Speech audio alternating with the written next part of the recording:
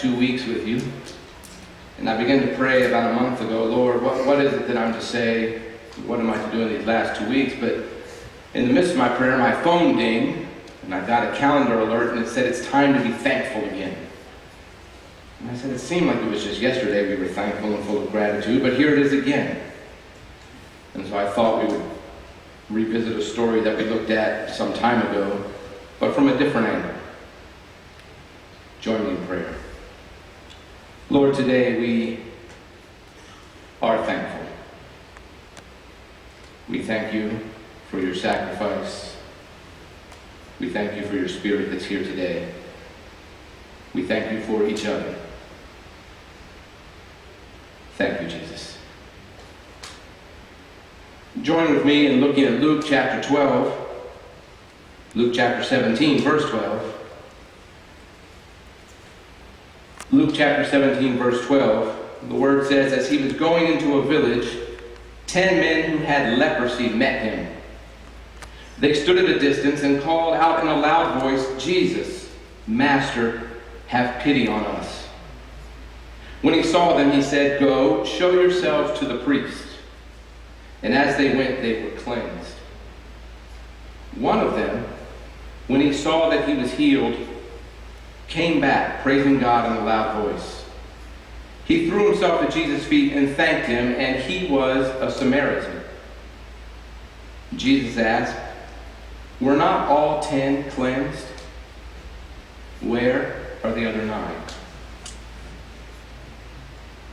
I thought about when I first became aware of the condition of leprosy. And I think it was back sitting in my mom and dad's lap reading those Bible story books. The story of Captain Naaman and his little maid. The story that I'm now reading to Molly and Samuel before they go to bed. And there was a picture there in the story of Captain Naaman, and he had little white spots on his skin. And it seemed like a disease you didn't want, but it really didn't give an accurate picture of what leprosy really is. You see, in Bible times, many lepers lived in caves. Their heads were hooded. Their bodies were hidden under tattered shrouds. They were made to wear bells on their clothing so you could hear them coming. And they would proclaim in their tiny voices, because the leprosy had affected their vocal cords, unclean, unclean. And I understand why the Bible story book doesn't give that full picture to a 3-year-old. But someday my children will learn that leprosy is no joke. And it's more than just a man with a few white spots. It's a man who might be missing a thumb, or a man who has a disfigured face. That would be a more accurate picture. And you might say, well, that was a Bible disease, that was long ago, we don't really know much about that, and that's true, there's not too many lepers anymore. There are a few. But you might have heard of Ebola, or you might remember the early 80s when the AIDS crisis hit and the fear that was in people's hearts. Those might be the closest modern analogies we have. But for the people of the Bible, leprosy was a dreaded but common affliction. It was so common, in fact, that lepers had a prescribed social role and a prescribed religious role. The book of Leviticus spends 2 whole chapters giving instructions to the priest on how to diagnose diseases of the skin, how to pronounce lepers ritually unclean, and how to perform rites of purification should they be healed at some point. And as for the lepers, Leviticus says this, the one who has the disease shall wear torn clothes, and let the hair of his head hang loose, and he shall cover his lip and cry, unclean, unclean. He shall remain unclean as long as he has the disease. He is unclean, and he shall dwell alone in a habitation outside of the camp. Now, one thing I want to bring out, sometimes when you got a disease in Bible times, the idea was that you had done something, you had sinned. But with leprosy, this was not the case. It was not understood as a punishment for sin. It was understood instead as an inexplicable act of God, which made it in some ways even more frightening. If there was nothing you could do to deserve getting it, then it followed that there was nothing you could do to avoid it. And so lepers were shunned, because their disease was contagious, yes, but more than that, because of their pain and their loneliness, there was an unspeakable fear that no one wanted to catch this, and so they kept a safe distance. They were barred from the religious community, and in some ways they were declared unworthy of God. They were the unclean outsiders, not to be mistaken as having anything in common with the healthy insiders. You're starting to see the distinction? They lived over here, we lived over here. We're not like them. God knows that we feel sorry for them, but you've got to be sensible about these things. You've got to keep some separation. None of this was challenged by the lepers themselves. They could not work after all, and so they depended on the charity of the insiders for their livelihood. So they dressed as they were told. They spoke as they were told. They did not cross over the line that had been drawn to separate them from those with the unblemished skin. They were obedient. They followed their orders. And even in our text, even when Jesus comes, that renowned healer of lepers, he comes to town, you might think they would break rank and run. But no, they stood at the proper distance and said proper things. Jesus, Master, have pity on us. They called him by his messianic title, and they appealed for mercy.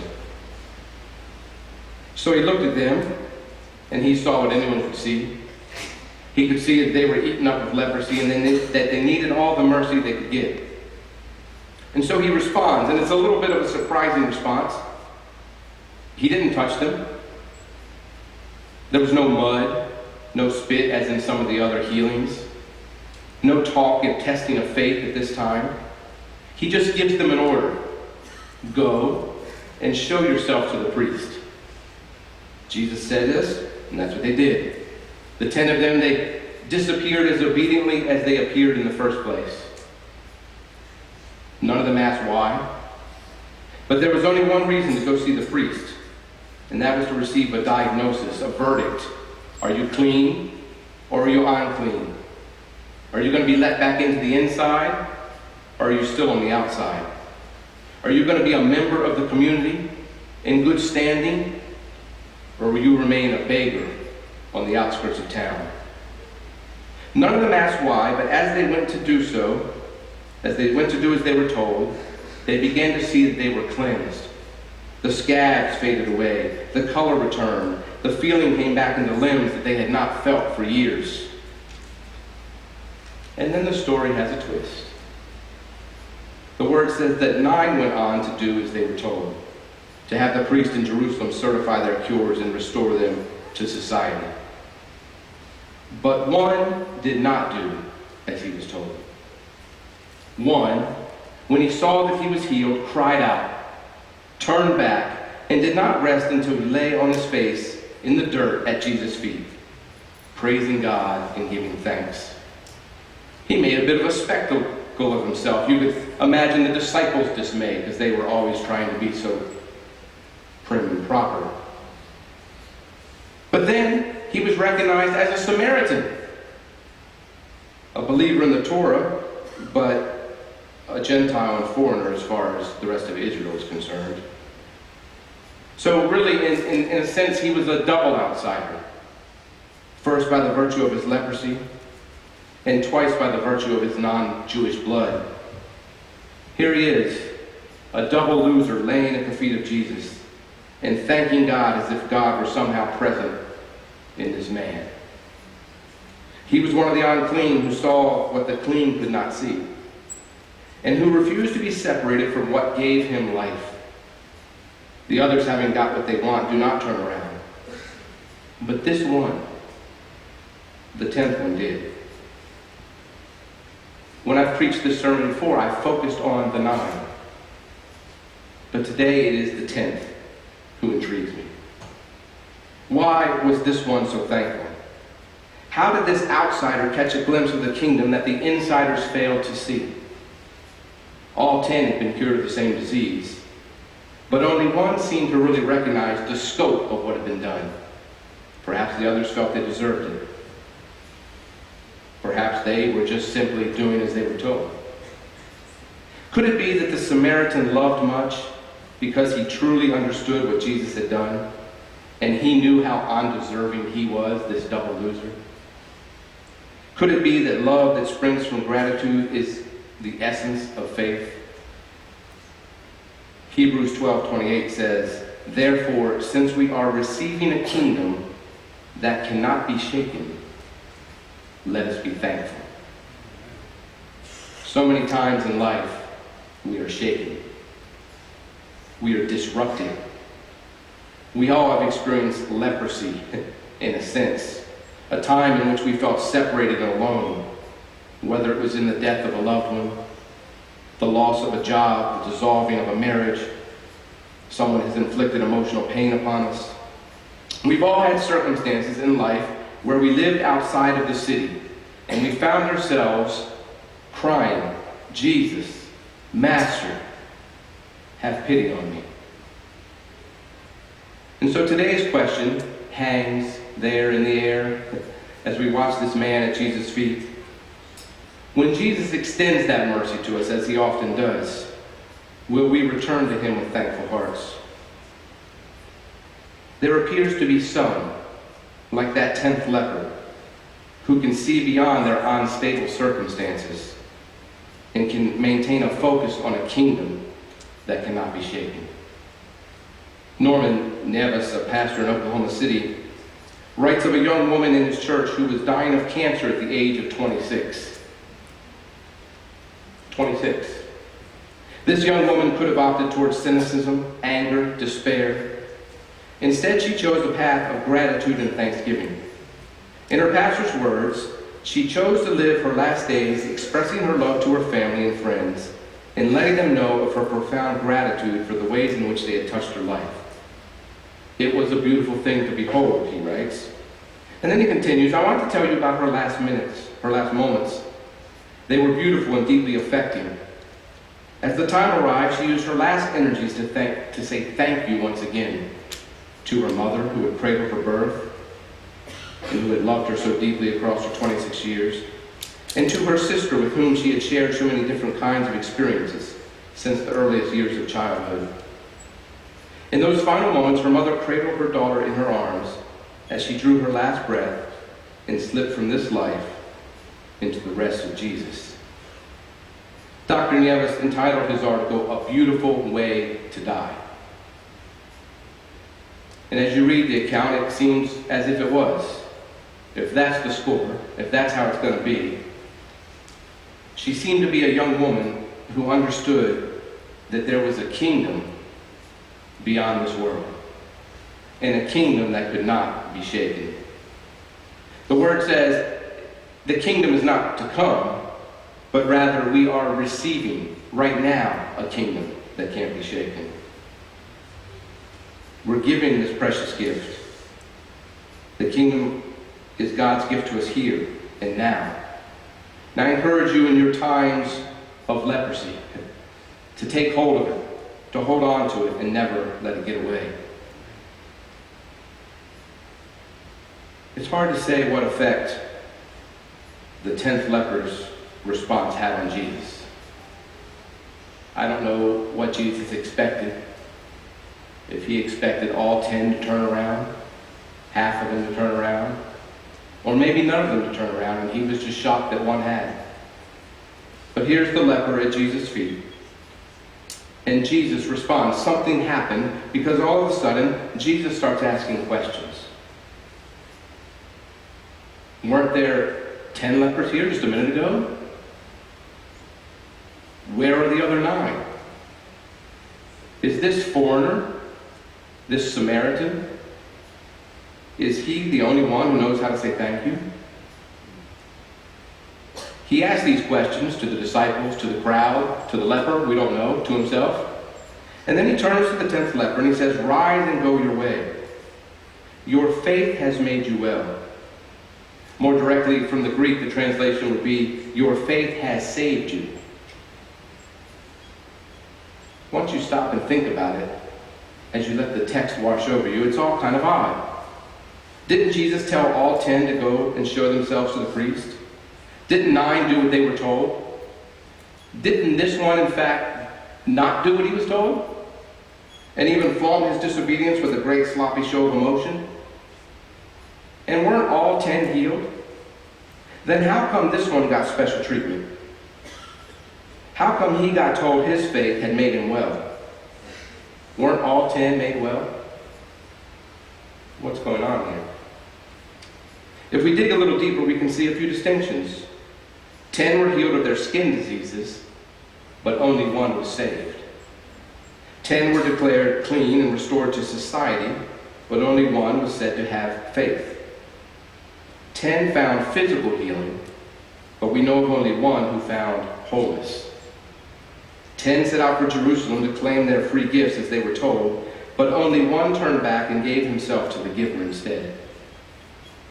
10 behaved like good lepers, like good church people, like good Israelites. But only 1, a double loser, behaved like a man in love. His thankfulness completes his healing. Certainly there's a lot going on here. On the campus of Wake Forest Baptist Medical Center sits a little chapel, beautiful chapel, the Davis Memorial Chapel. When it was built, it sat there on campus, aside from the hospital. But over the years, the hospital has built itself around this chapel. And there it sits in the middle of this modern medical complex, this institution. Except when it's being used for a worship service, a funeral, maybe a wedding, some event. Outside of those times, the chapel doors remain open 24 hours a day, 7 days a week. It's a quiet oasis in the middle of the healthcare complex where a passerby can stop and be quiet for a while. Stop and listen, pray, sing, grieve. Sometimes as a chaplain, when we would walk the halls in the middle of the night, you would catch a glimpse of an employee or someone's family member, or once in a while even a patient with their band, if they were allowed off the floor, just there in the chapel alone. One week during my tenure there as a chaplain, an unidentified man began to come and lay right on the steps of the altar. And he would lay there for hours at a time. My colleagues and I initially weren't sure what the man was up to. Having a rest? Finally, one of them asked him, and he wasn't too able to communicate, but he told them he was praying. And so we thought it would be best to leave him there. And there he lay, several hours a day for the better part of the week. The janitors came and cleaned around him. The florist came, and she came down to the office and said, what should I do with the flowers? Should I put them somewhere else this week? And he said, no, go ahead, just kind of go around them and put the flowers where they belong. We began to joke amongst ourselves how we might get on this man's prayer list because he was there for hours laying on the altar. Finally, it was Sunday, and my turn to lead the service in the chapel. And he was there when I arrived, blocking my path to the altar, to the place where I was to serve. And I didn't know what to do. We had tried to talk to him a little, and he just didn't seem to be up for conversation. So I began to wonder what will happen when I ask him to move, because certainly he can't lay here during the service. So I approached him as cautiously as I might a snapping turtle at a pond, and I tapped him on the shoulder gently. And as I was there up close, I could really get an essence of who he was. I could smell him. I could see that he wasn't as clean as he appeared to be from a distance. And I said very respectfully, I said, excuse me, sir. There's going to be a worship service here in a few minutes. I'm sorry, but you'll have to move. And I pointed to the pews right there, just a few feet away. And he lifted his forehead from the floor. And he spoke to me with a heavy accent. He said, that's okay. He rose up and kind of in one motion, kind of swept himself off. And he walked out of the chapel and he left. And he didn't come back. He didn't come back that day. He didn't come back the next day. And as the best we can tell, he never came back. The 11 o'clock service began on time. The faithful gathered, some patients, some family, a a few staff members. I took my place at the altar. We read our hearts. We spoke when we were supposed to speak. We were silent when we were supposed to be silent. We gave offerings. We performed our duty in service. And there was nothing wrong with what we did. Nothing wrong at all. We were good servants, careful and contrite sinners who had come for our ritual cleansing. But as I presided over the service, I was convicted that one was missing. The foreigner, the outsider, was no longer among us. He had risen and gone on his way. And I don't want to be too melodramatic, but I remember as I left the altar that day, the place where he had laid had so much energy, and I was being so convicted that I actually stepped around that spot when I left the church. Sometimes your body tells you things before your mind catches up. I stepped around it on my way out, rebuked, if only for a moment, by a call to love so excessive, so disturbing, so beyond the call to obedience that it made me want to leave all my good works behind. Now that was some time ago. And what has now, as my brain has begun to catch up with my body, it has become apparent in the meantime to me that I almost always, Jack always knows how to be obedient. But I rarely know how to be in love. It does not seem to be an ability I can command, like reflective listening or public speaking. And so I do what I know how to do, and I do it well. I read my Bible, I say my prayers, I make a pledge, I prepare a sermon. And there's nothing wrong with that. There's nothing wrong with that. It's that kind of steady, law-abiding discipleship, the discipleship of the 9 lepers that kept the great ship of the church afloat for thousands of years. It's the duty of the 9 lepers that have filled our church with food to give. But it appears to me, it's apparent to me, that I am one of the 9. But today it is the 10th leper that interests me. The outsider. The double loser.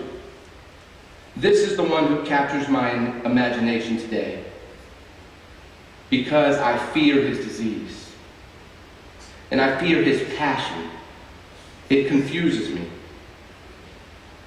And I know that I may never see him again because he is one who doesn't need a pastor or a priest to certify that he is healed. Where are the 9?